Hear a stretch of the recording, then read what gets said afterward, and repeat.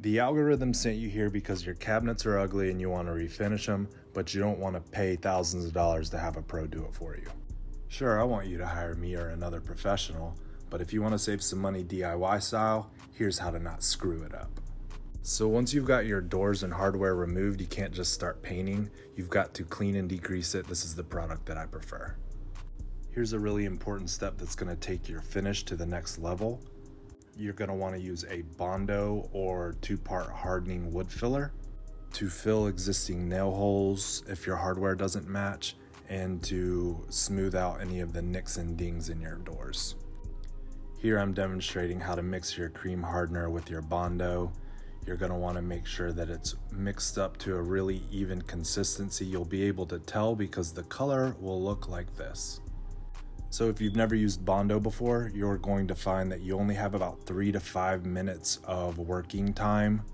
Once your mixture stops behaving like a putty and starts to get hard like this, you're just going to have to mix yourself up a new batch.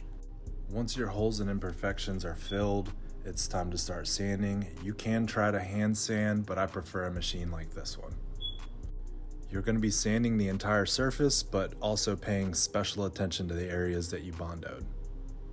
Once you're satisfied with how smooth your surface is, you're going to need to go back and wipe these down. You can probably get away with just using a wet microfiber cloth, but I prefer to double down and use the degreaser again. Now you're ready to put your first coat of primer. I prefer Extreme Bond Primer from Sherwin-Williams or a shellac. Now I'm going to spray these doors. You can achieve decent results with a foam roller, but you'll find you're just not going to be able to beat the spray finish. When spraying, you're going to want to start with the sides or edges first.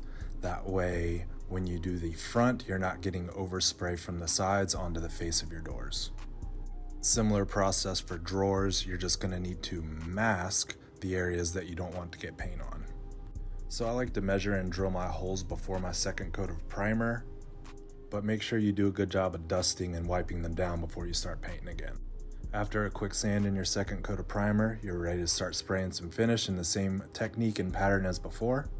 I don't recommend aiming for one coat coverage because you run the risk of creating runs. Remember, you're putting another coat anyway.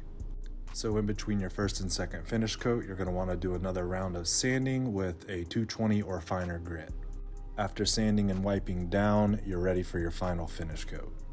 And you should be left with something like this. This product is Emerald Urethane Trim Enamel from Sherwin-Williams in a satin finish. So if you follow all these steps, you'll be left with this factory-like finish that you were aiming for. Feel free to message or comment if you have any questions.